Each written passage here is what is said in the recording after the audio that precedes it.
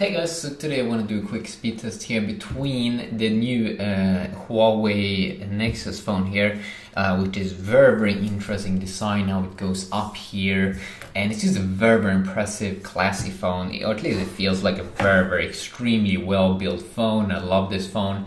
So let's do a speed test here, compare it here a little bit in speed with 6.0 Android and the iPhone 6s here. A lot of people for some reason always says I use a fake iPhone 6s or something because it has this thing down here, but that's just how Apple has done it. There's a ton of iPhone 6s that has this text down here, and I guess there's a version maybe in the US that doesn't have it or something, because I always see comments about them like they have removed the text, but no, they haven't done it on all iPhones. So yeah, it's a real success. Ooh, look at this, I can hold in. It's a touch 3D touch phone. It's a real 6S. If it wasn't the real one, then I wouldn't be able to hold in. Okay, so yeah, Android still got some catch up to do in terms of speed here. So we do have Android here 6.0, which is a nice version of Android actually, but it did look a ton of slow compared to iOS 9.2.1. And it's the latest, I think it's beta 2 or something. I mean, Apple releases so many versions, so I have a hard time to keep up, but let's see here a little bit how the apps compare. Here we haven't seen that much change, and see here multitasking comparison. Something that Google has changed, I think, especially here with newer version here of Android, is that you now see this quick thing up there even in multitasking. I also saw it on HTC's new phone. So I mean, they're adding a lot of value. Something that, let's just open up a bunch more apps, because you did see this thing here with iOS 9.2.1, how they have this thing where you can extremely quick go to the first page. That's extremely nice. I still don't know why there's not a close all button in here. Do I have to swipe to close all of those things? It feels like that might be a little bit annoying. So I'm just gonna open up a few more apps. The calendar, for example. Oh yeah, I need to sign in.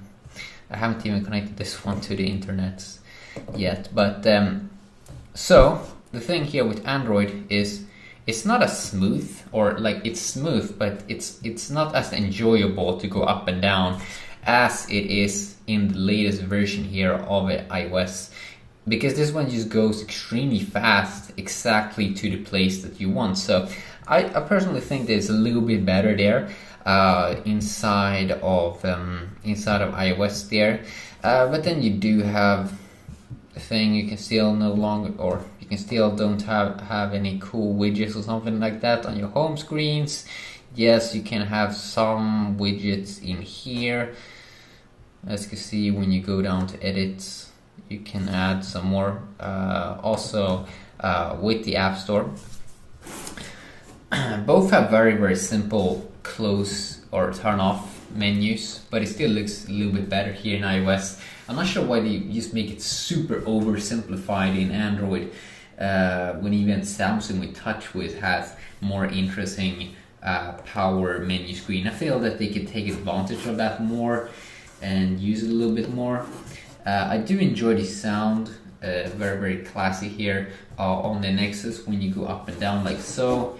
Let's see here how it looks on the iPhone. The iPhone just looks, I don't think it's as attractive with this thing in the middle there, and you can just tweak one little thing there. I find it personally to not be as cool. And also what I like here with Android is they have a quick access to voice. Sure, you have Siri, of course, here on Google Now. Other than that, they are very similar here on the lock screen. You do have the Google app here for taking pictures, and it's something with Google that I don't understand is when you open up the camera app, like why is it taking up so much space down here? It's extremely ugly and it feels like I use a way smaller phone. Why don't they take advantage of the full view here? Like, why do I need to have this big giant block like this big here, where it's like use a waste? Like, why expand this one to the full screen and they just have a quick little camera button there? I find this app extremely ugly actually, compared to Apple, which see here how it looks. I mean, Apple can also do a little bit of a better job, but at least they do expand. It doesn't look too weird. It just looks weird on iOS or on the Google thing there. I've also personally felt that Apple is a little bit better here inside of the camera app. It just feels a little bit more classy with the camera app here.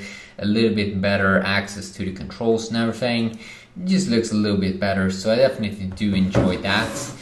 And I also still do believe that some of these apps, for example the clock app, I find them to be extremely ugly actually. I'm not sure what are they doing with all of these colors. Like, why is it blue color? It just feels like, yeah, it's just ugly, I find personally. I don't like the colors. Maybe you don't like the colors and that's cool now, but I don't like it, man. This one is just more clean. I think that Google also should go a little bit more clean there. I like this, it's okay. And I also enjoy Canopy settings place, but I feel like they can add a ton of more things, take advantage of Android to become better in iOS by showing a lot of cool features, so you don't have to download apps for all the things. But yeah, quick little side-by-side comparison. Hope you enjoyed, and I'm probably going to do more videos, and yeah, peace.